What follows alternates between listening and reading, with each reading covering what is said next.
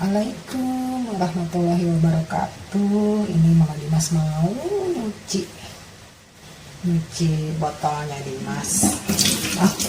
Sambil mau ngasih tahu, ini sebelumnya ada yang pernah nanya pengering botolnya itu beli di mana katanya. Nah, ini mereknya ini, nanti saya taruh di deskripsi, saya taruh di Instastory juga. Ini modelnya kayak gini ya.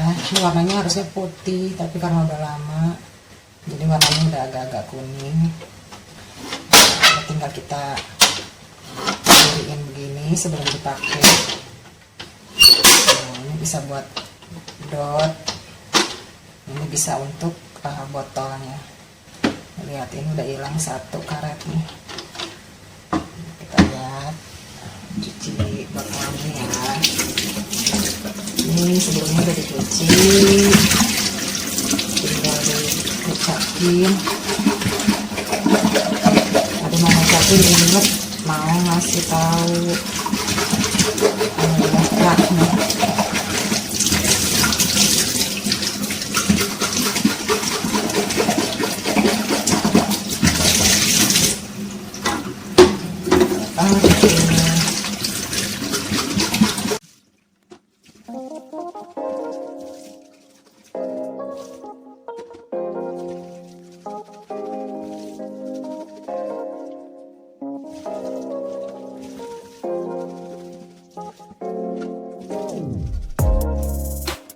Tutup botolnya,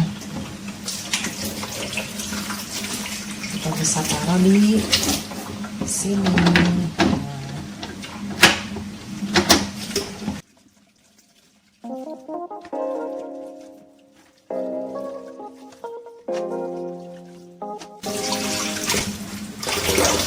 Ini untuk empengnya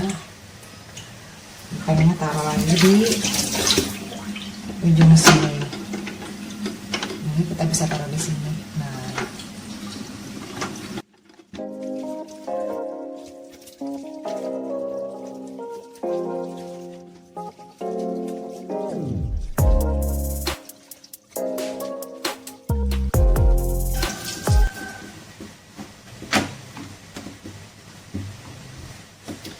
kelar nyuci botolnya. Oke, ini rak botolnya. Mereknya ini, maaf kalau terbalik karena kamera HP-nya pakai kamera depan. Terus kalau ada yang tanya, rencana mau nanya merek botolnya itu Nubi.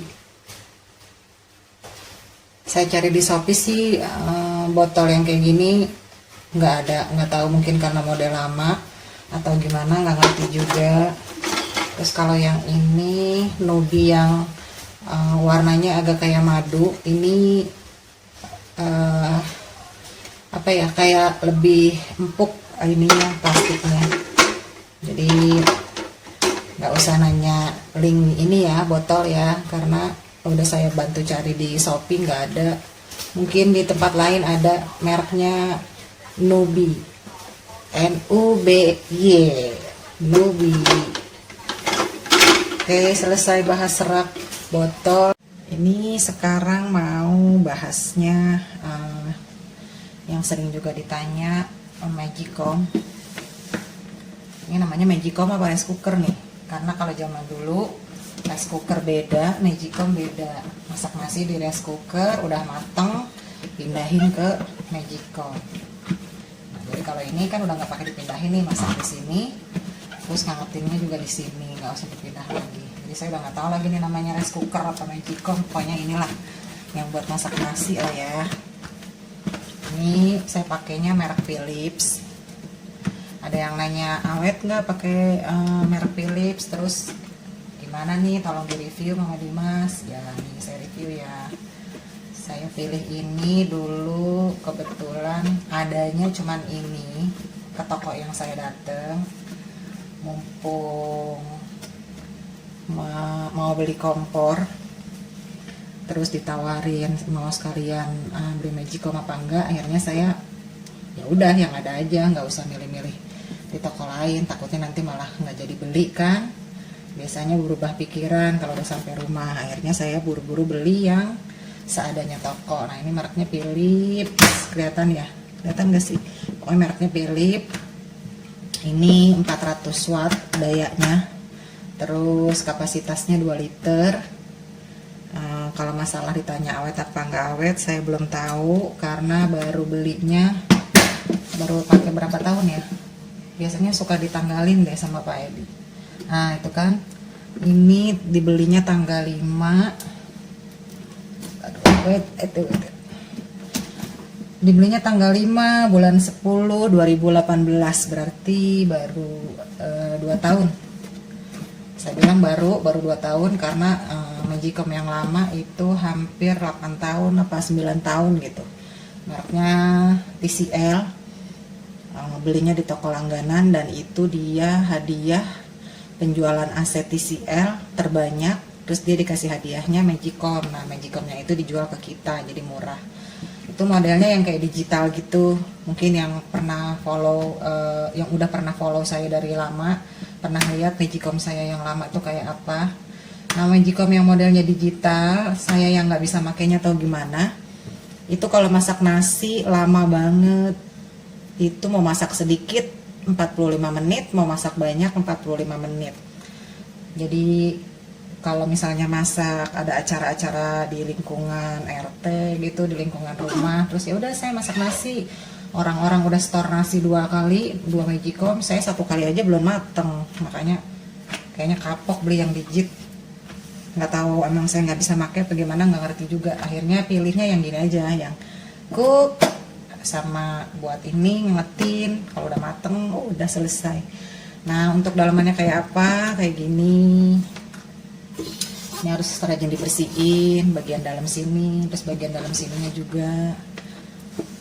Ini pancinya kayak gini. Ini pancinya warnanya, kalau Magicom yang lama saya kan hitam, ininya teflon. Kalau ini nggak tahu bahannya apa namanya, pokoknya warnanya begini dan belum ada goresan sama sekali. Mungkin dibilangnya awet, mungkin ada orang yang 2 tahun pakai mungkin udah baret, atau mungkin ada orang yang pakai udah 5 tahun juga nggak baret, sama apik orangnya gitu, saya nggak ngerti juga. Cuman yang pasti setiap mau masak nasi saya nggak nyucinya di sininya, nyucinya pakai panci lain gitu. Nah ini saya senengnya ada ini, ada kupingnya kanan kiri kayak kita Bu tuh. Jadi nanti kalau masuk dia kan kayak gini. Nah nanti biasanya kalau ada acara-acara gitu kan, ininya suka diangkat nih. Atau kalau nasinya udah habis, kita cabut colokannya, kita mau angkat ininya. Kalau dulu kan pakai lap, kalau yang ini nggak usah pakai lap karena udah ada ininya. Nah udah ada apa tuh, kupingnya. Jadi kalau dia salah masang kayak gini nggak bisa, otomatis nyangkut si kuping tuh. Jadi kupingnya harus ada di posisinya. Nah tutup deh gitu ya. Si bagus ya dalamnya ya. Nggak tahu nih, jangan ditanya dalamnya apa nih bahannya, nggak paham, baca aja deskripsi di penjual Magicomnya, atau bisa googling kali ya bahannya apa sih nih panci si Philips. Nah sekarang saya mau tunjukin gimana saya kalau lagi mau masak nasi. Yang saya bilang nggak pakai ini, nggak pakai pancinya, saya pakai panci lain lagi karena khawatir ininya lapisannya jadi tipis, jadi baret, jadi apalah. Maklum atuh ya Bu, punya barang mah kudu dirawat. Nah ntar saya tunjukin cara nyuci berasnya. Lagi ke sini, ini karena mau nyuci beras, jadi ininya saya pindah dulu biar nggak sempit. Terus saya udah siapin berasnya, tinggal dicuci. Nah saya pakai panci ini panci bekas rice cooker zaman ngekos waktu kerja dulu tahun 97 atau 98. Rice cookernya udah nggak tahu kemana, tapi pancinya masih saya pakai untuk cuci beras. Nanti kalau berasnya udah dicuci, baru dipindah ke panci yang tadi, yang panci Magicom. Nah kita lihat dari dekat ya. Terus kita kosreh deh si beras tuh.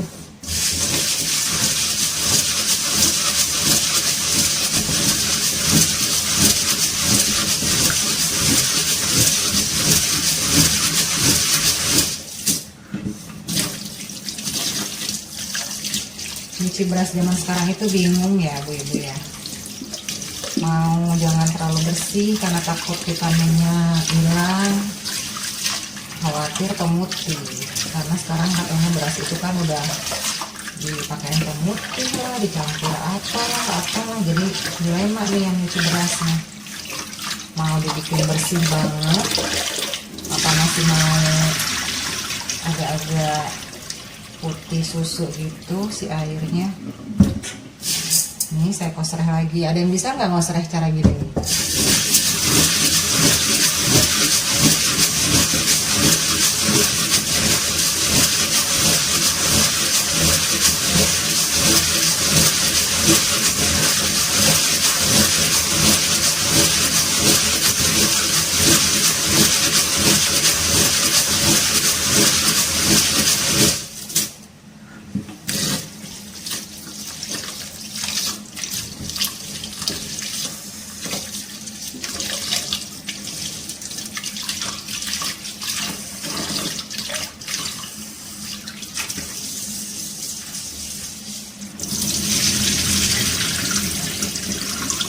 Kita siapin panci ininya, magicomnya. Baru deh nih si beras yang udah dicuci itu dipindah ke sini.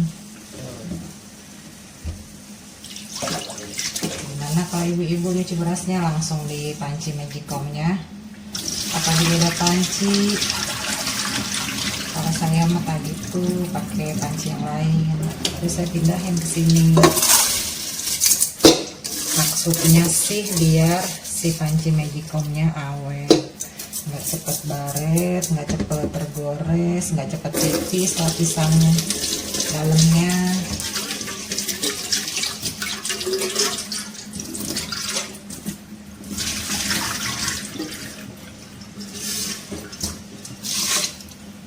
Jadi kalau udah selesai kayak gini, udah dipindah berasnya, udah dikasih air, dielap-elap sampingnya sampai kering, terus bagian bawahnya juga, baru siap masuk ke magicomnya.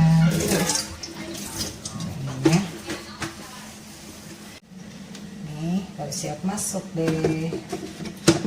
Tuh, udah pas posisinya. Tuh, colokin kabelnya. Nah, baru kita lap-lap meja dapur.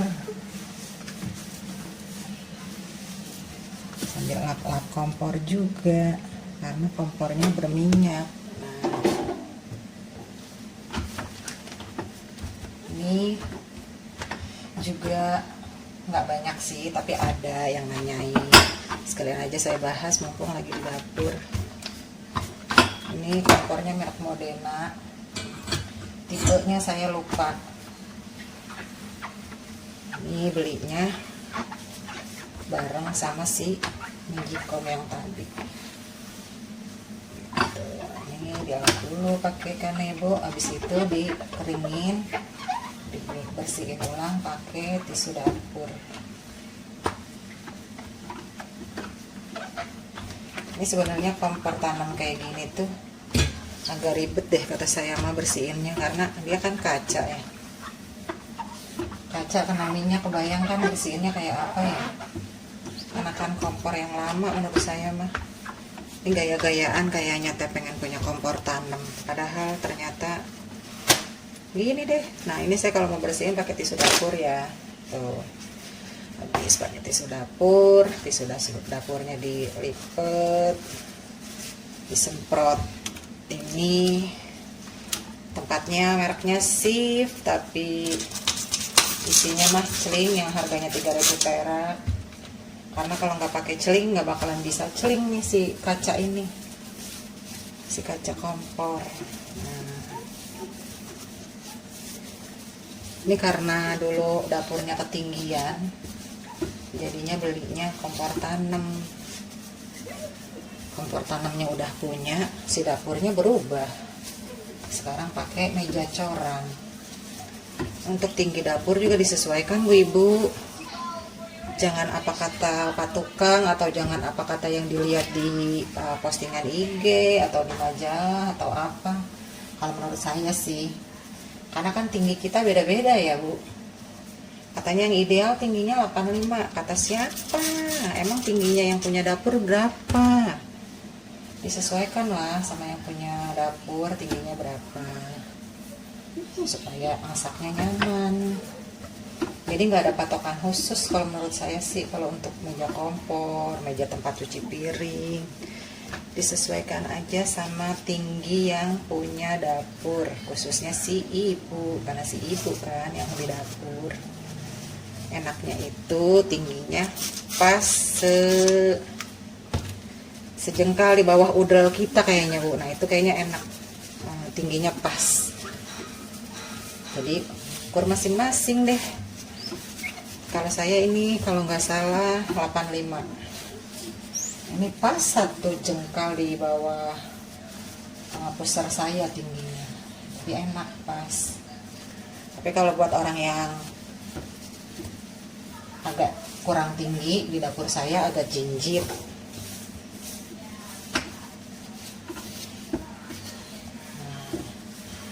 Nah, bersih. Ini bersihinnya harus pakai celing.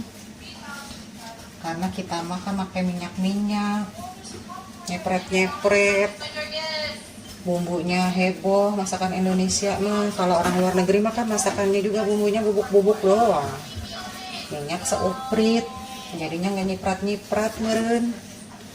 Kayak kita mah masak sedikit aja kotor banget. Jadi kayaknya agak kurang ideal juga sih pakai kompor ini.